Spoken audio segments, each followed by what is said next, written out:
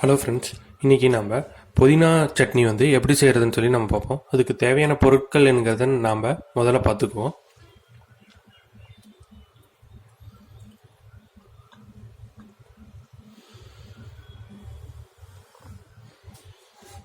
இப்போ பார்த்திங்கன்னா புதினா தேவையான அளவுக்கு எடுத்து வச்சுங்க. சிறிதளவு இஞ்சி, அப்புறம் தேவையான அளவு வரமிளகா, இப்போ தேங்காய் அரை மூடி நான் கட் பண்ணி வச்சுருக்கேன். அப்புறம் கருவேப்பு தழை தேவையான அளவு, சிறிய பெருவெங்காயம் நீங்கள் ஒன்று எடுத்து நீங்கள் அதை பீஸாக கட் பண்ணிக்கோங்க. அப்புறம் சிறிதளவு புளி. இப்போ தாளிக்கிறதுக்கு கடுகு, சீரகம், கடலைப்பருப்பு, அப்புறம் நம்ம சட்னி அரைக்கும் போது பொட்டுக்கடலை யூஸ் பண்ணுவோம். அதுக்காக தேவையான அளவு பொட்டுக்கடலை எடுத்து வச்சுங்க. இப்போ நம்ம செய்ய ஆரம்பிக்கலாம். இப்போ அரைக்கிறதுக்கு ஜார். இப்போ நம்ம செய்ய ஆரம்பிக்கலாம். ஃபஸ்ட்டு அடுப்பு ஆன் பண்ணிங்க.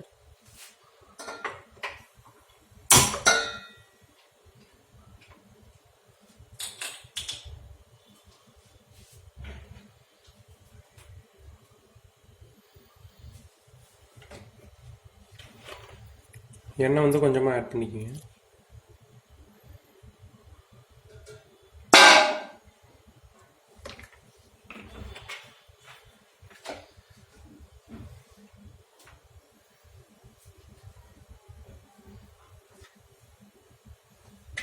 இப்போ கடுகு,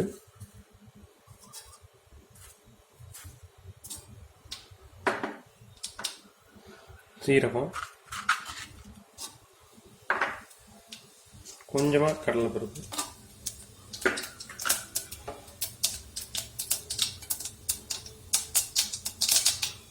இப்போ கருவேப்பிலை,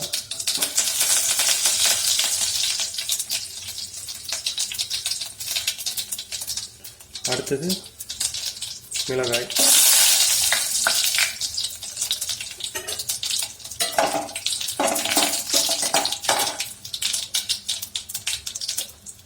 பெருவெங்காயம்,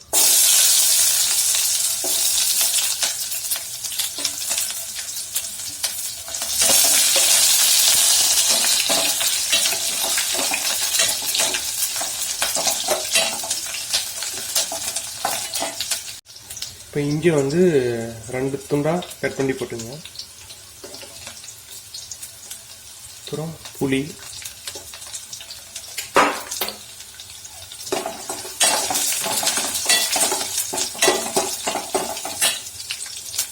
இப்போ கட் பண்ணி வச்சா அரை மூடி தேங்காய்,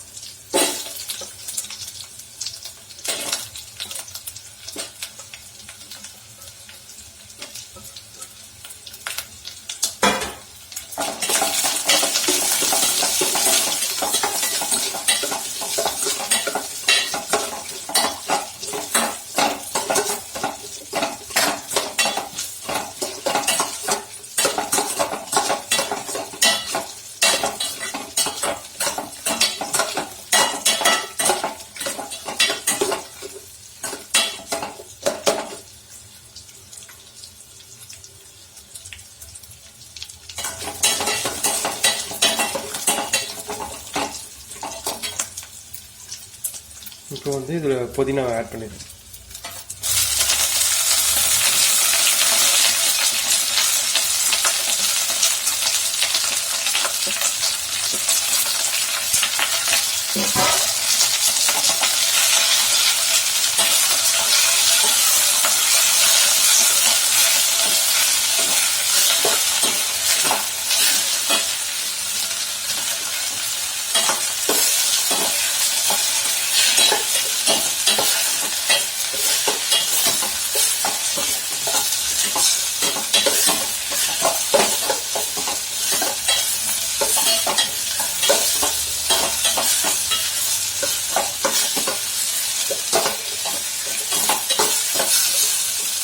இப்போ பார்த்தீங்கன்னா இதில் என்னென்ன மருத்துவ குணம் இருக்குன்னா, புதினாவும் உடம்புக்கு நல்லது, தேங்காய் அதோட ரொம்ப நல்லது. இதுலேயுமே கேரளா இதுலாம் பார்த்தீங்கன்னா தேங்காய் அதிகமாக சேர்த்துருப்பாங்க. அதனால் தேங்காய் புதினாவெல்லாம் நிறையா சேர்த்திங்க, உடம்புக்கு ரொம்ப நல்லது. இப்போ வணங்கிடுச்சு நல்லா. இப்போ அடுப்பு ஆஃப் பண்ணிடலாம்.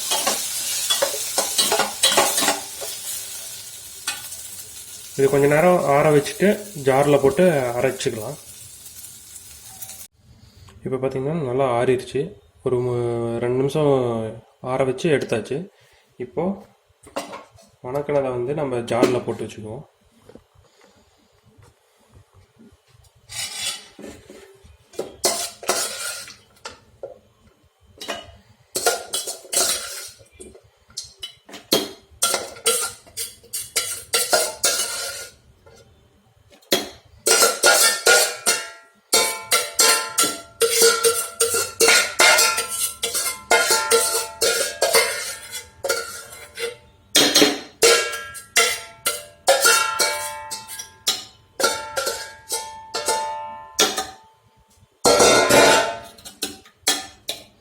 இப்போ இது கூட கொஞ்சமாக பொட்டுக்கடலை ஆட் பண்ணுங்க.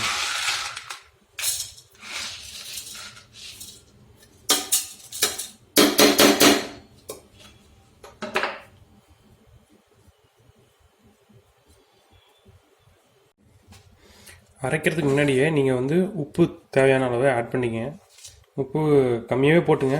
அப்புறம் அரைச்சதுக்கு அப்புறமேலு டேஸ்ட் பார்த்துட்டு அதுக்கப்புறமேலு நீங்கள் உப்பு ஆட் பண்ணிங்க.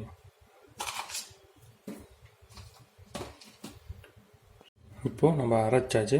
இது ஓப்பன் பண்ணி பார்ப்போம். இப்போது புதினா சட்னி ரெடி. இதை நீங்கள் வந்து ஒரு பாத்திரத்தில் ஊற்றி வச்சுங்க.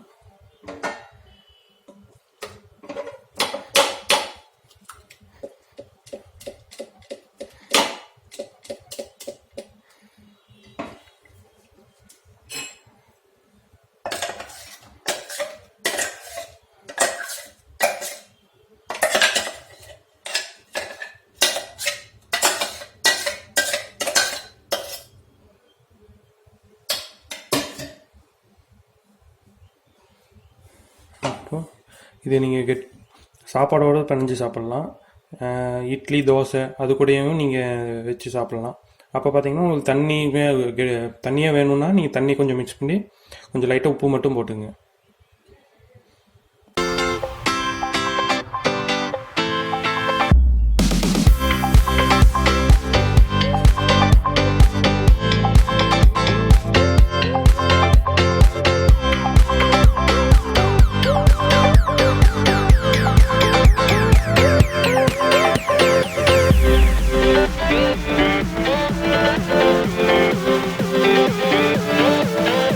பண்ணாலும் கலக்கலா பண்ணி வைக்கணும். அப்பதான் நாம செய்யற சமையல் மனம் குணம் எல்லாம் நிறைந்து வாசனைக்கு மூக்கு வாயிலெல்லாம் ஜொல்லு ஊத்தணும். நான்வெஜ்ல முக்கியமான விஷயம் காரம். அதனால சில்லி சாஸ் இதுல எந்த அளவுக்கு போடணும்னு எனக்கும் தெரியாது, சாப்பிட்டாதான் தெரியும். சில்லி சாஸ் டொமேட்டோ சாஸ் ஊத்தியாச்சு. அடுத்தது நம்ம உப்பை மட்டும் தான் ஆட் பண்ணணும். உப்பு இல்லாத பண்டம் குப்பைக்குன்னு சும்மாவா சொன்னாங்க? அச்சோ பெருசா விழுந்துச்சு. அடுத்து சக்கரை கொட்டு. ஓகே.